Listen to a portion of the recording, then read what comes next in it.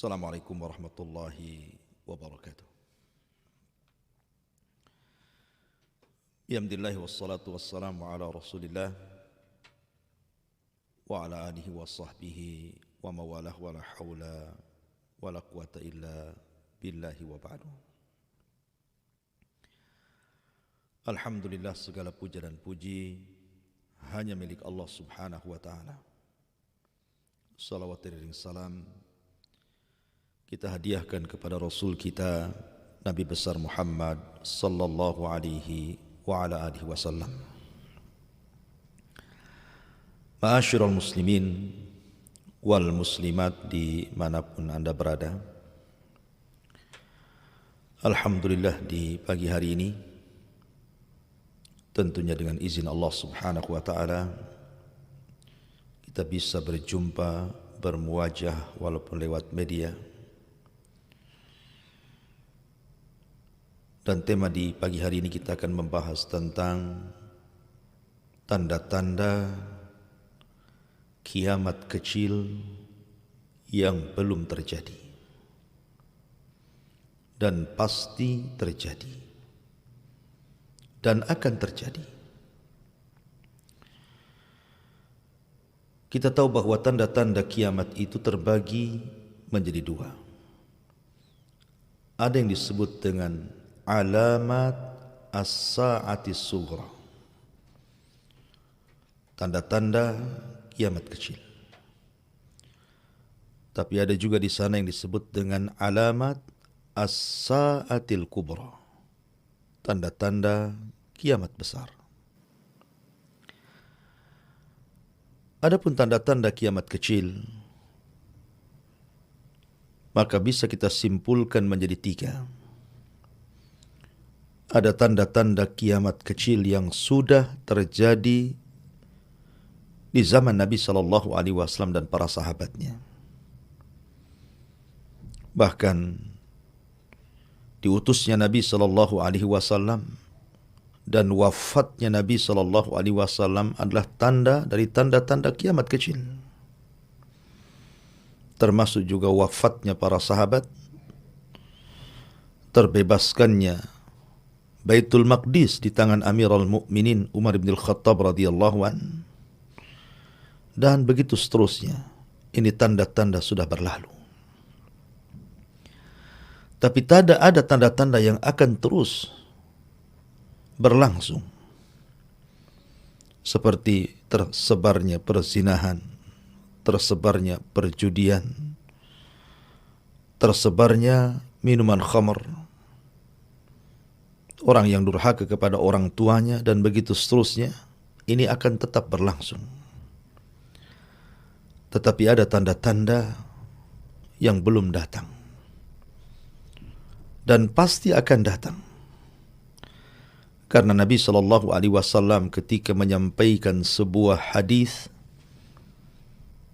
adalah wahyu yang Allah wahyukan kepadanya, sehingga ucapannya bukan hawa nafsunya, tapi murni kabar yang datang dari Allah Subhanahu wa ta'ala kepadanya.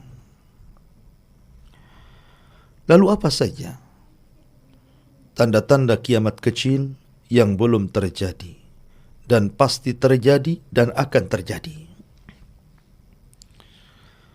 Hadis Abi Hurairah radhiyallahu an, Nabi sallallahu alaihi wasallam bersabda, "La taqumus sa'atu hatta yuhsar al-furat an jabalin min al-dhahab yaqtatilun nas alaihi fayaqtulu min kulli mi'atin atau fayuqtalu min kulli mi'atin tis'atan wa tis'un wa yaqulu kullu rajulin minhum la'alli akuna ana alladhi anju." Dari Abu Hurairah radhiyallahu an, Nabi sallallahu alaihi wasallam bersabda, tidak akan tegak hari kiamat sampai sungai Efrat dikeringkan dan ditampakkan padanya satu gunung semua emas. Maka manusia akan datang dari berbagai macam arah dan akan berperang untuk memperebutkan gunung emas tersebut. Sampai-sampai setiap 100 tentara yang perang memperebutkan gunung emas itu, 99 mati dan 1 yang selamat. Kemudian setiap orang yang terlibat dalam peperangan itu akan berharap bahwa mereka lah satu-satunya yang selamat dari 100 orang yang gugur dalam perang. Dahsyatnya peperangan pada hari itu hanya gara-gara memperebutkan sebuah gunung dari emas. Tentu ini sebuah alamat tanda-tanda kenabian Nabi SAW bahwa ini pasti berlaku. Di mana Nabi SAW menceritakan bahwa di dunia ini ada gunung semuanya emas, dan itu akan ditampakkan di akhir zaman, sehingga semua manusia akan memperebutkan gunung yang berupa emas ini sampai mereka rela menyerahkan nyawanya hanya untuk emas-emas ini.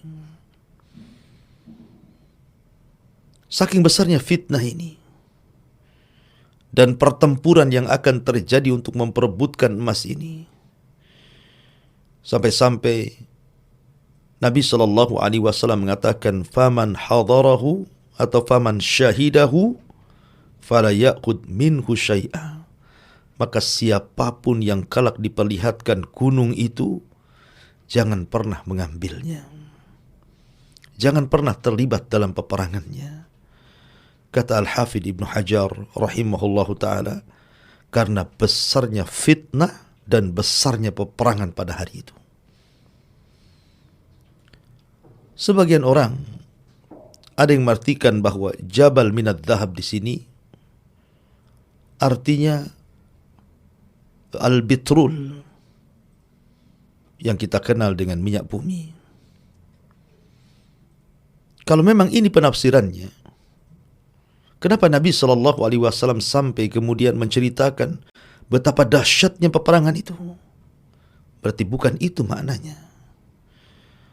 Karena minyak bumi itu sudah keluar sejak lama dan tidak ada perang seperti yang disifatkan Nabi SAW. Ya, boleh jadi mungkin terkadang Barat masuk ke negeri Islam, kemudian dengan tujuan hanya mengeruk minyak-minyak bumi, kemudian terjadi peperangan. Tetapi sifat perangnya tidak seperti yang disifatkan Nabi SAW, di mana setiap 199 gugur dan 1 selamat. Ma'asyiral muslimin yang dimuliakan Allah Azza wa Jalla.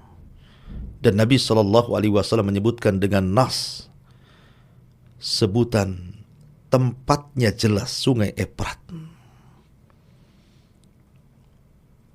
Dan juga menyebutkan dengan nas Jabal Minad Dhahab, bahwa yang diperebutkan adalah gunung emas, bukan tambang.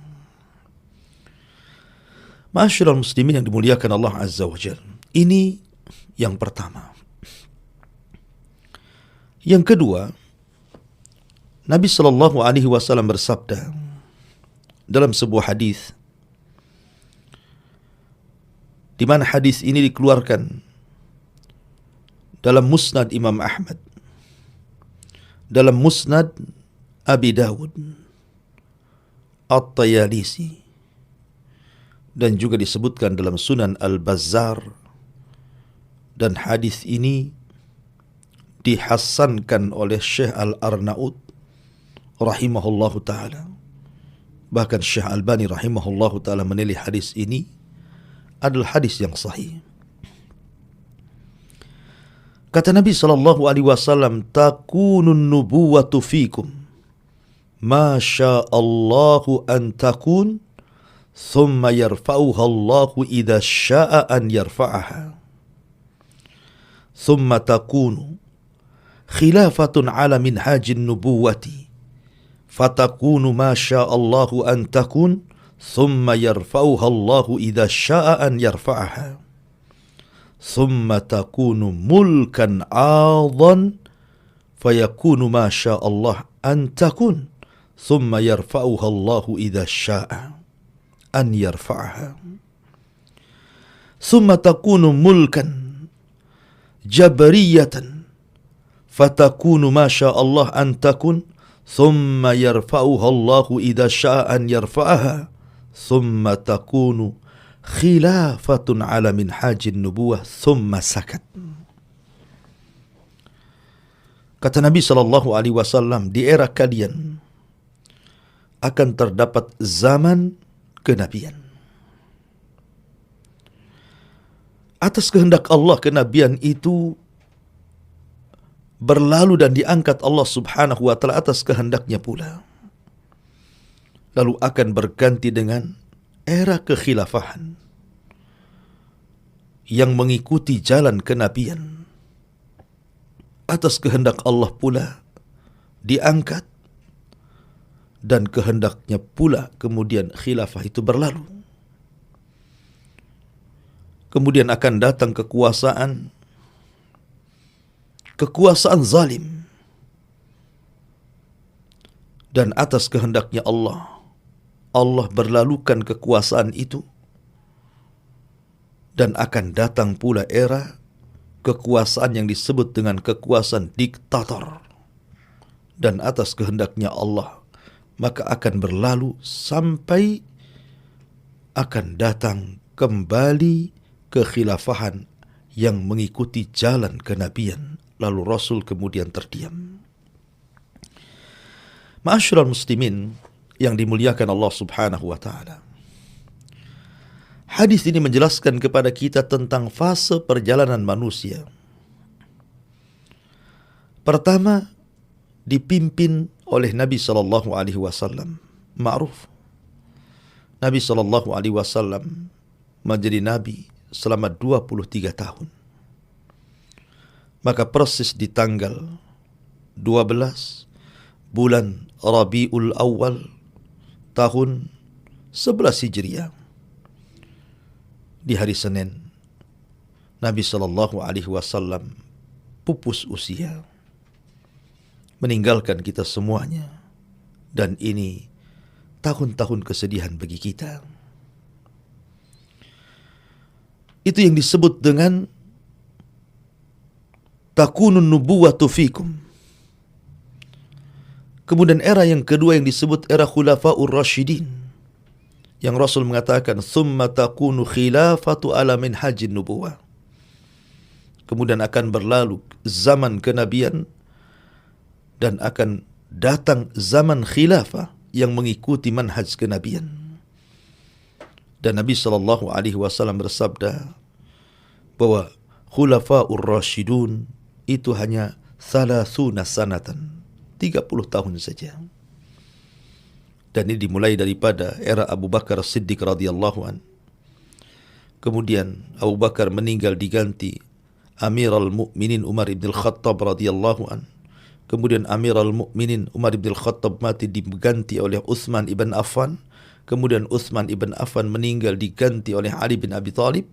Kemudian digenapkan dengan kekuasaan putra Ali bin Abi Thalib, Hasan ibnu Ali radhiyallahu an. Genap 30 tahun. Inilah fase kedua, fase khulafaur rasyidun. Dengan berlalunya fase khulafaur rasyidun, dengan meninggalnya Ali radhiyallahu an, kemudian Hasan ibn Ali menyerahkan kekuasaannya kepada Muawiyah, maka ini adalah fase yang ketiga yang disebut dengan mulkan adhan, kerajaan yang disebut dengan adhan. Apa itu adhan? Adhan itu gerham yang menggigit sesuatu. Makanya Nabi SAW mengatakan addu 'alaiha bin nawajid, gigitlah sunnah itu dengan gerham kalian. Seolah-olah ketika Rasulullah SAW mengatakan mulkan adhan, kerajaan yang dikatakan adhan itu artinya kerajaan yang penuh dengan ketakutan. Takut kalau kekuasaannya diambil orang. Atau dengan bahasa mudahnya, akan muncul kerajaan yang berbentuk dinasti, yang hanya dikuasai oleh turun-temurunnya saja, yang diwarisi oleh anak cucunya saja, dan takut dikuasai orang lain. Ya, walaupun banyak kezaliman di sana sini, banyak pembunuhan di sana sini, akan tetapi kondisinya masih lebih baik karena mereka masih disebut khilafah. Karena mereka masih berhukum dengan hukum Allah dan kaum muslimin masih memiliki satu pemimpin. Ma'asyiral muslimin yang dimuliakan Allah Azza wa Jalla. Ada yang mengatakan bahwa era Mulkan Adhan ini dimulai daripada era Bani Umayyah dengan meninggalnya Ali radhiyallahu an. Kemudian Hasan menyerahkan kepada Muawiyah ibn Abi Sufyan, maka dialah raja pertama dalam Islam dan kerajaannya disebut Bani Umayyah.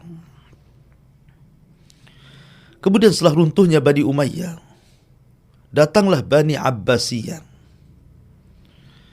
dan ditutup dengan Bani Utsmaniyah atau disebut dengan Ottoman, kerajaan Turki Utsmani.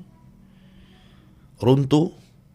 Dengan runtuhnya Turki Utsmani, maka berlalunya kerajaan yang disebut dengan Mulkan Adhan, dan itu pada tahun 1924, dan selebihnya berlalu. Kemudian fase yang keempat dimulai, yang Nabi SAW katakan, "Tsumma takunu mulkan jabriyatan."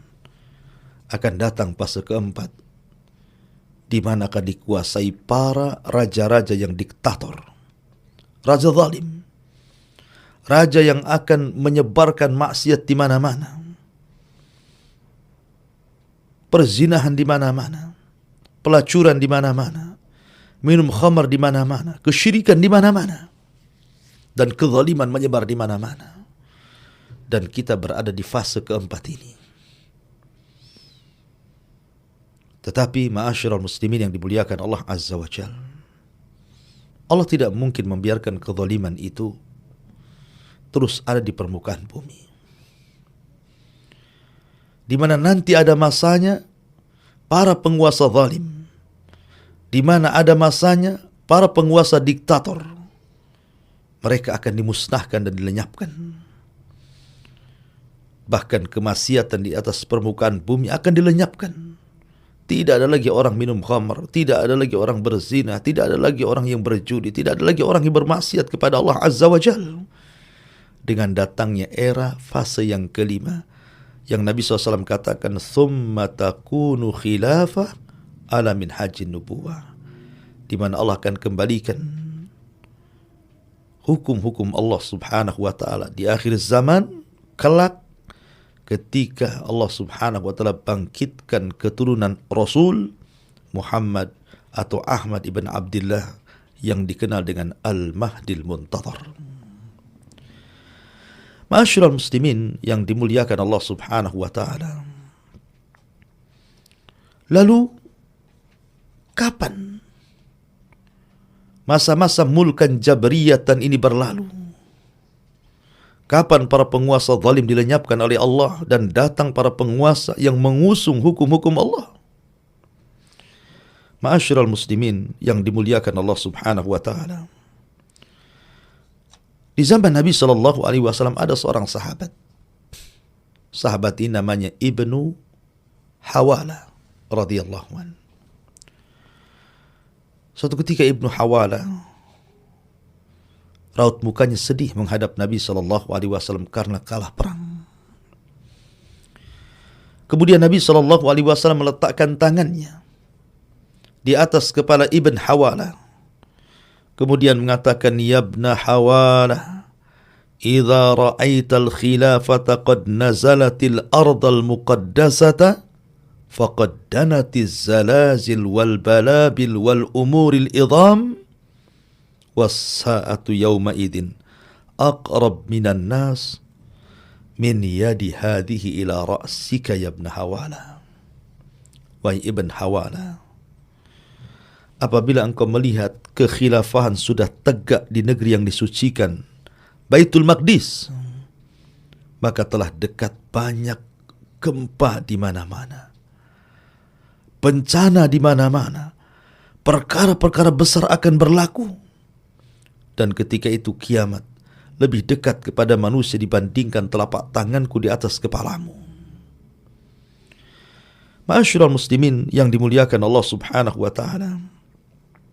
Dari sini bahwa berlalunya mulkan jabriyatan, kekuasaan diktator, kekuasaan yang penuh dengan kezaliman di mana-mana, kemaksiatan menyebar di mana-mana, hukum Allah sudah mulai ditinggalkan dan hukum manusia diagung-agungkan, akan berlalu ketika tegaknya khilafah. Kapan itu? Ketika munculnya Al-Mahdil Muntadhar, di mana Allah Subhanahu wa taala akan bangkitkan Al-Imam Al-Mahdi dan dibaiat di antara dua rukun. Ketika pembaiatan ini sampai ke telinga orang-orang yang ada di Syam, tiba-tiba datang pasukan besar tidak setuju dengan pembaiat ini. Wallahu alam siapa mereka? Apa mereka orang-orang Syiah atau yang lainnya? Wallahu alam. Tapi yang jelas bahwa datang pasukan ini, tapi ketika sampai di Baida antara Mekah dan Madinah, maka Allah Subhanahu wa taala kirim gempa dahsyat sehingga menjadikan orang-orang yang hendak memerangi Al-Mahdi ini semua mati dan terperosok dan masuk ke dalam bumi akibat dahsyatnya gempa ini. Bahkan bukan hanya tentara ini saja yang diwafatkan Allah Subhanahu wa taala, bahkan orang yang lalu lalang di sekitar perjalanan para tentara yang hendak memerangi Al-Mahdi juga, mereka harus terkena imbas gempa ini. Sampai kemudian Aisyah Ummul Mukminin radhiyallahu anha bertanya, "Ya Rasulullah, kalau orang-orang yang hendak memerangi Al-Mahdi kemudian diperosokkan ke dalam bumi karena gempa yang sangat dahsyat, wajar. Lalu bagaimana nasib orang yang lulalang yang tidak ada kaitan dengan tentara itu?" Maka Nabi sallallahu alaihi wasallam mengatakan, "Yub'atsuna yaumal qiyamati ala niyatihim." Mereka akan dibangkitkan pada hari kiamat sesuai dengan niat-niat mereka. Nabi sallallahu alaihi wasallam bersabda dalam hadis Muadz bin Jabal radhiyallahu an, "Imranu Baitil Maqdis kharabu Yathrib. Wa kharabu Yathrib khurujul malhamati. Wa khurujul malhamati fathul Qastantiniyati. Wa fathul Qastantiniyati khurujud Dajjal." Rawahu Abu Dawud wa Ahmad. Kata Nabi sallallahu alaihi wasallam, apabila Baitul Maqdis sudah menjadi pusat kekuatan kaum muslimin, dipimpin oleh Al-Mahdil Muntadhar, maka ketika itu Madinah akan roboh, Yathrib akan roboh. Makna roboh di sini artinya orang-orang Madinah yang memiliki keimanan yang mantap, keikhlasan yang murni kepada Allah Azza wa Jalla, semua akan meninggalkan Madinah dan akan menuju Syam, Palestina. Kecuali orang-orang munafik. Mereka tidak ikut, karena mereka kelak akan mengikuti Dajjal. Maka bergeraklah orang-orang yang ada di Yathrib dan bergabung bersama Al-Mahdi di Palestina, di Baitul Maqdis. Dan ketika robohnya Madinah, kata Nabi sallallahu alaihi wasallam, khurujul malhamah, akan terjadi malhamatul kubra, perang yang sangat dahsyat yang kata Rasul la yusma', tidak pernah didengar dahsyatnya perang ini. Dan sepanjang zaman kehidupan manusia tidak perang sedahsyat perang ini. Baik yang pernah terbaca atau terdengar, ada perang dunia pertama, kemudian disusul dengan perang dunia kedua yang diceritakan dahsyatnya luar biasa.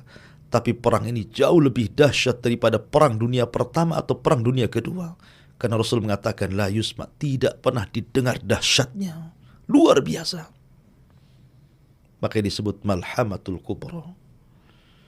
Malhamah diambil dari kata lahmun, Karena saking dahsyatnya perang ini sehingga daging manusia bertebaran, berteberangan, berhamburan karena dahsyatnya peperangan ini. Ma'asyiral muslimin yang dimuliakan Allah Azza wa Jalla. Lalu kapan terjadinya malhamatul kubra ini? Nabi sallallahu alaihi wasallam pernah bersabda dalam sebuah hadis di mana kita kaum muslimin tusalihuna antum warrum sulhan amina. Kata Nabi SAW, kalian akan berdamai. Kalian akan melakukan hudnah perdamaian bersama orang-orang Romawi Nasrani. Nanti di akhir zaman. Artinya bahwa seluruh kaum muslimin akan bergabung dengan orang-orang Romawi Nasrani yang ada di Eropa. Kemudian fatagzunahu aduwa mi waraikum. Fatagzuna antum warrum aduwan mi waraikum.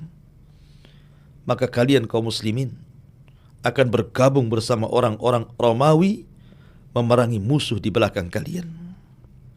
Rasul tidak menyebutkan siapa musuh di belakang kita. Boleh jadi ke arah Asia atau yang lainnya.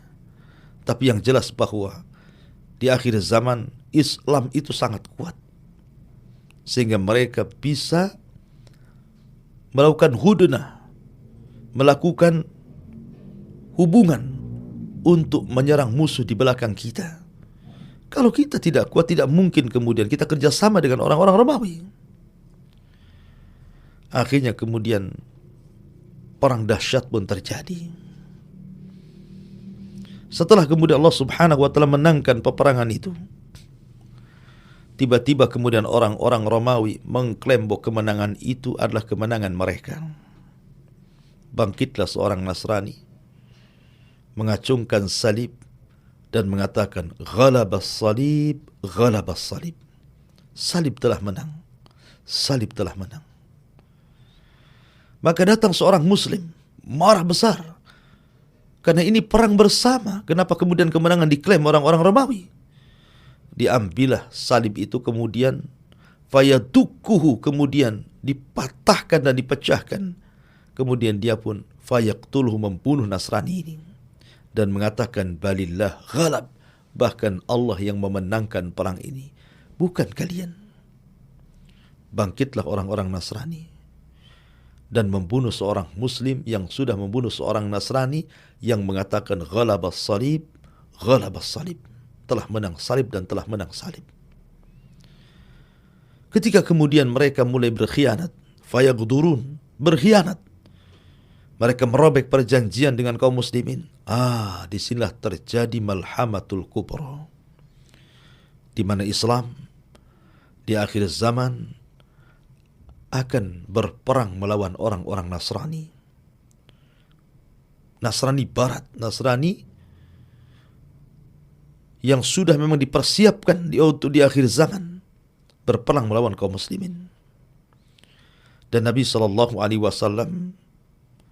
sampai-sampai menyebutnya bahwa ya'tunakum tahta thamanina ghaya, bahwa mereka akan mendatangi kalian dengan jumlah 80 daulah. 80 negara akan bersatu bersama orang-orang Nasrani. Kemudian tahta kulli ghayatin ithna asyara alfa. Dan setiap satu negara akan membawa 12.000 pasukan khusus untuk melawan kaum muslimin. Jadi kalau seandainya kita kalikan saja 80 negara, di mana setiap negara membawa 12.000. Berapa jumlah tentara musuh melawan kaum muslimin? Banyak sekali. Miliun. Ya. Ma'asyiral muslimin yang dimuliakan Allah Subhanahu wa Ta'ala. Dan mereka pada akhir zaman akan jauh jumlahnya dibandingkan kaum muslimin. Jadi orang-orang Nasrani itu di akhir zaman jumlah mereka melebihi jumlah kaum muslimin. Ketika pasukan berhadap-hadapan di perang Malhamatul Kubra, di sini terjadi pemurtatan luar biasa. di mana sepertiga pasukan kaum muslimin ketakutan. Karena ketakutan akhirnya mereka pun lari dan sebagiannya bergabung bersama orang-orang Romawi. Maka tentara ini disabdakan Nabi SAW, la yatubullahu alaihim, Allah tidak akan menerima taubatnya. Kemudian Allah Subhanahu wa taala pasukan mempersiapkan sepertiga pasukan lainnya, dan mereka berperang habis-habisan dan semuanya gugur, dan Rasul katakan mereka adalah khairu syuhada fil ardi, mereka sebaik-baik orang yang mati syahid di bumi. Kemudian sepertiga pasukan mereka lah yang dimenangkan oleh Allah Azza wa Jalla, sehingga orang-orang Romawi terkalahkan dalam perang Malhamatul Kubra. Ingat, perang ini hanya terjadi dalam tempo sesingkat-singkatnya 4 hari saja. Perang ini hanya terjadi 4 hari. Hari pertama kaum muslimin mempersiapkan pasukan, mempersiapkan sebagian pasukan. Begitu juga Romawi. Terjadi pertempuran hebat dari pagi sampai malam. Tidak ada yang kalah, tidak ada yang menang. Korban berjatuhan, tentara banyak yang mati. Kemudian hari yang kedua dilanjut, kaum muslimin mempersiapkan pasukan yang lain, begitu juga Romawi. Kemudian mereka berperang dari pagi sampai malam. Tidak ada yang kalah, tidak ada yang menang. Korban berjatuhan begitu banyak. Kemudian hari yang ketiga juga sama. Tidak ada yang kalah, tidak ada yang menang. Korban berjatuhan. Tapi hari keempat, datang tentara dari Madinah, dan mereka sebaik-baik tentara. Yauma idin, pada hari itu. Kemudian menyerang orang-orang Romawi di hari keempat dalam perang Malhamatul Kubra, dan Allah menangkan. Dan Allah menangkan. Betapa banyak jasad-jasad para syuhada atau jasad-jasad orang-orang kafir Romawi saat Malhamatul Kubra, sehingga dahsyatnya peperangan ini sampai-sampai Rasul mengatakan, kalau seandainya yatiru ta'ir, kalau seandainya ada burung itu lewat di atas peperangan, fasaqata famat, pasti dia akan jatuh kemudian mati. Berapa banyak bangkai, berapa banyak jasad-jasad kaum muslimin, belum lagi raihatud natina, bau yang sangat busuk yang ditimbulkan dari jasad-jasad yang bergelimpangan itu. Wajar kalau seandainya burung kemudian jatuh karena dahsyatnya peperangan itu. Ma'asyiral muslimin yang dimuliakan Allah Subhanahu wa taala. Di mana pusat tentara orang-orang kafir di akhir zaman, dan di mana pusat tentara orang-orang yang beriman? Ada yang mengatakan bahwa pusat tentara orang-orang Romawi berada di A'maq dan Dabik. Di mana A'maq? A'maq itu di Antokia, Turkiya sana. Dan Dabik itu dekat Halab, Suriah. Anda bisa bayangkan pasukan orang-orang Romawi terbentang dari Antokia, Turki, sampai kepada Halab, Suriah. Saking banyaknya mereka. Sementara Fustatul Muslimin, tempat pasukan kaum muslimin berada di akhir zaman, kata Nabi SAW, mereka akan tinggal di Dabik, di Ghuta.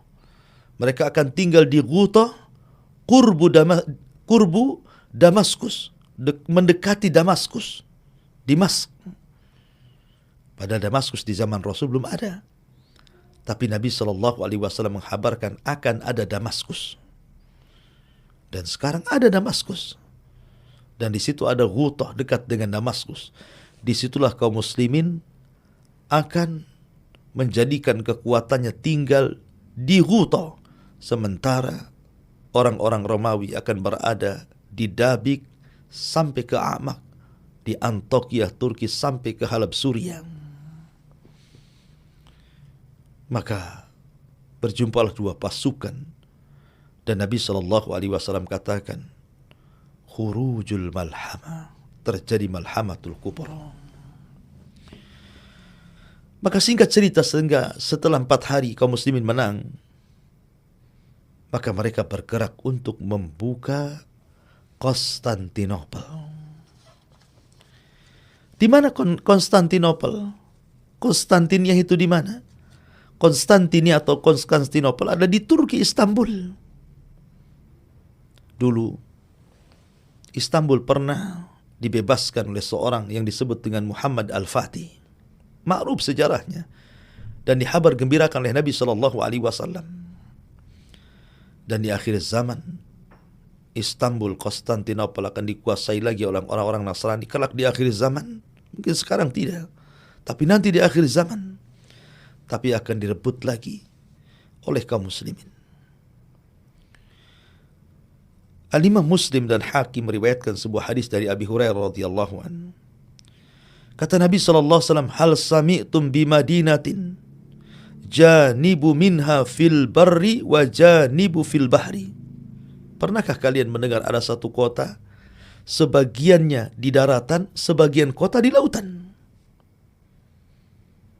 Maka para sahabat mengatakan, "Na'am ya Rasul." Maksudnya apa kota ini? Adalah kota Konstantinopel atau Istanbul.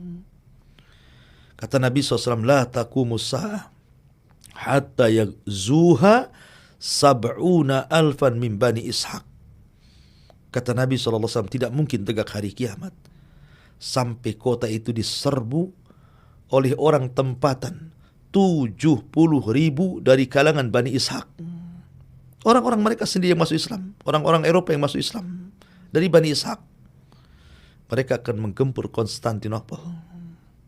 Subhanallah.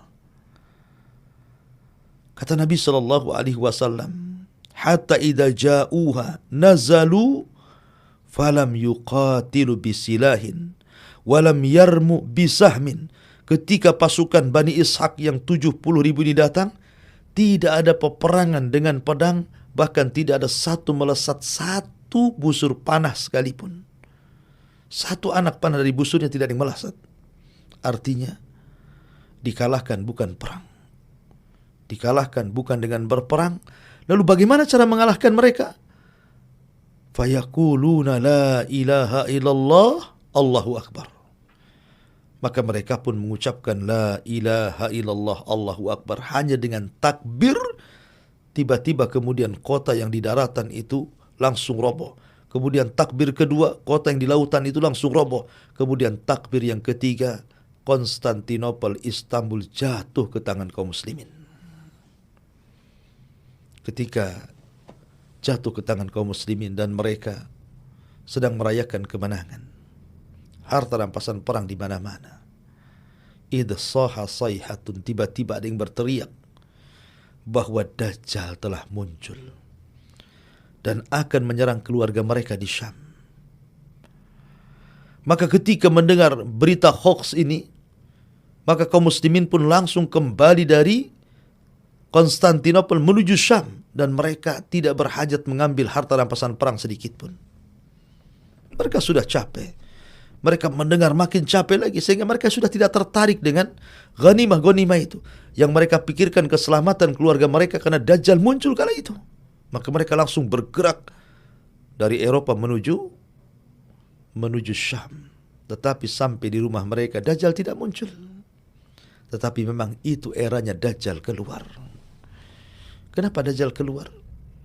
Dan di mana ketika terjadi Malhamatul Kubra orang-orang Yahudi? Kata ulama, orang-orang Yahudi bersembunyi, tidak terlibat dalam perangan Malhamatul Kubra karena ketakutan. Karena ketakutan itulah akhirnya Dajjal marah. Dan ingat kata Rasul, Dajjal tidak keluar kecuali ala ghadbatin yaghtibuha, kecuali karena kemarahan yang disulut orang-orang Yahudi. Mereka pengecut, tidak berani melawan kaum muslimin, sehingga Dajjal keluar dan mengompori mereka, memberikan semangat untuk melawan kaum muslimin. Maka di belakang Dajjal sab'una alfan Yahud, 70.000 Yahudi lengkap dengan toyalis di atas kepala mereka. Dan munculnya Dajjal lah tanda pertama dari tanda-tanda alamatus sa'atil kubra, tanda-tanda kiamat besar, dimulai dengan datangnya Dajjal. Karena tanda-tanda kiamat besar itu ada 10. Keluarnya Dajjal, turunnya Isa bin Maryam, datangnya Ya'juj wa Ma'juj, kemudian asap di langit yang disebut dengan dukhan, kemudian matahari terbit dari arah barat, kemudian munculnya binatang yang melata yang bisa bicara, kemudian terjadi gempa dari arah timur, kemudian gempa dari arah barat, kemudian gempa di Jazirah Arab, dan ditutup dengan api dari Aden yang bergabung dengan api Hijaz dan akan mendorong manusia ke mahsyarihim di Syam, tempat berkumpulnya di Syam. Disitulah Allah wafatkan setiap seorang mukmin yang ada iman dalam hatinya walaupun sebiji darah, sehingga tidak tersisa kecuali orang kafir. Ketika itu kiamat dibangkitkan kepada mereka. Wallahu a'lam bishawab. Ini di antara tanda-tanda kiamat kecil yang belum terjadi. Taib, kita buat tanya jawab saja. Silahkan saya kembalikan ke moderator. Kalau ada pertanyaan tolong ditampilkan. Wallahu a'lam.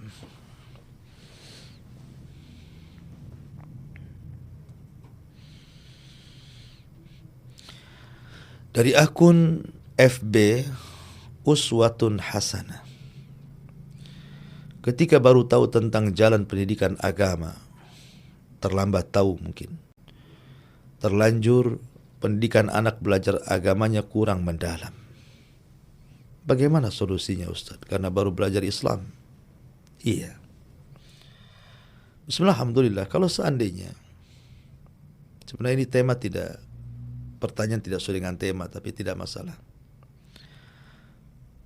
Jadi pendidikan itu adalah menentukan generasi. Pendidikan itu menentukan generasi.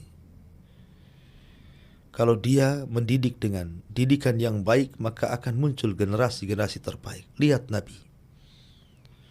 Sebelum Nabi SAW meninggal, Nabi sudah mempersiapkan generasi para sahabatnya. Sehingga ketika Nabi SAW meninggal dunia, lihat, semua yang dihajatkan kaum muslimin ada pada para sahabatnya. Nabi mengajarkan langsung. Dan para sahabat belajar kepada Nabi. Baik urusan dunia atau urusan akhirat. Karena Rasul tidak mengutus Abu Bakar, Umar, Utsman atau sahabat yang untuk belajar ke musuh-musuhnya di Roma atau kemana di zaman itu. Tidak. Mereka hanya berhalaqah bersama Nabi SAW ketika Rasul wafat. Semua yang dihajatkan ada dalam kehidupan manusia pada diri para sahabat Rasul. Artinya apa? Kalau hendak belajar parenting, belajarlah kepada Nabi SAW.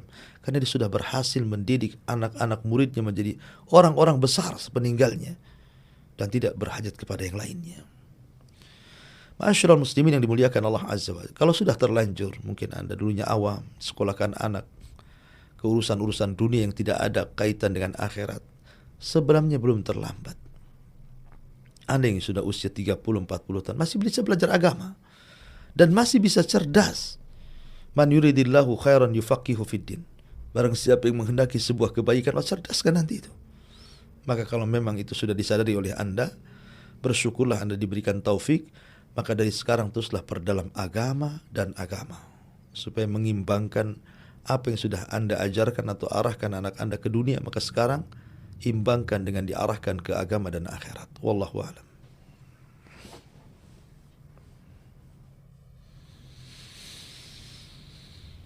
Iya, ini dari YouTube ini. Assalamualaikum Pak Ustadz Abu Humairah. Di luar tema, naam. Izinkan saya bertanya kepada Pak Ustadz. Di daerah saya ada pembangunan masjid, tapi sebelum proses pembangunan diadakan penyembelihan hewan.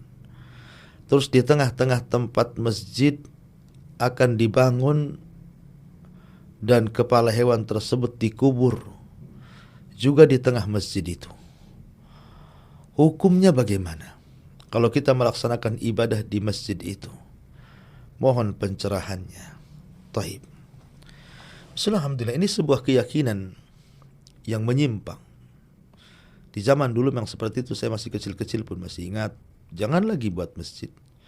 Buat rumah saja terkadang harus disembelihkan ayam dan kepalanya ditanam supaya tidak roboh rumah itu.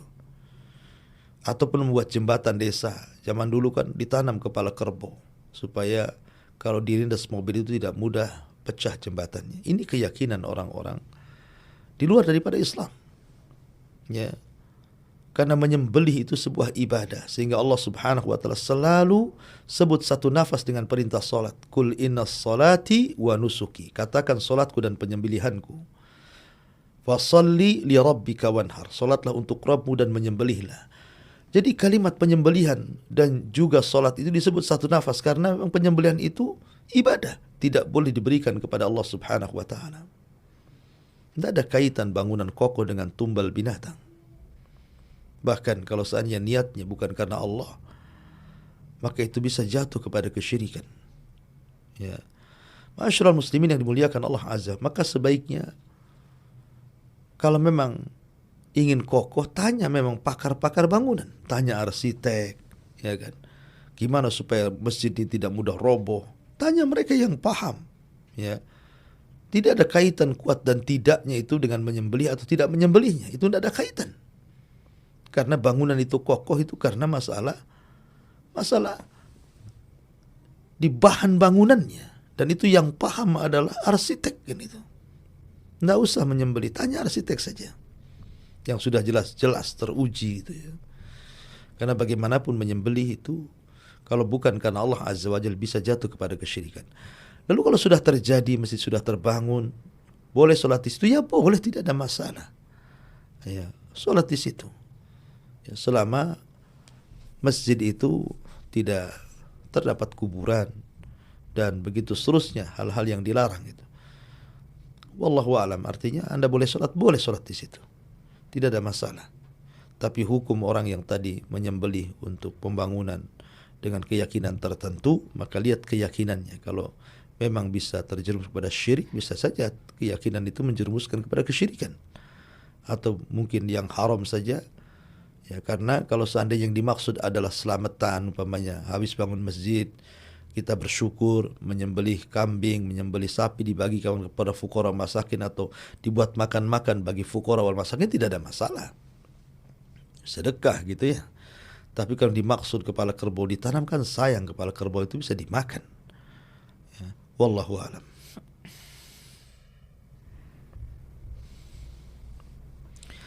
Assalamualaikum warahmatullahi wabarakatuh. Ustaz Abu Humairah ingin bertanya, apakah benar Nabi Adam alaihissalam saat melihat aras tiba-tiba ada nama Nabi Muhammad, Nabi Adam bersalawat sallallahu ala Muhammad agar kita kenal salawat Jibril. Di sisi lain malaikat Jibril bersalawat sallallahu ala Muhammad pada saat itu, padahal Nabi Muhammad belum tercipta. Allahu a'lam ya, ini pertanyaannya agak sulit dipahami. Tapi intinya bahwa ada riwayat-riwayat yang menjelaskan tentang Nur Muhammad. Nur Muhammad.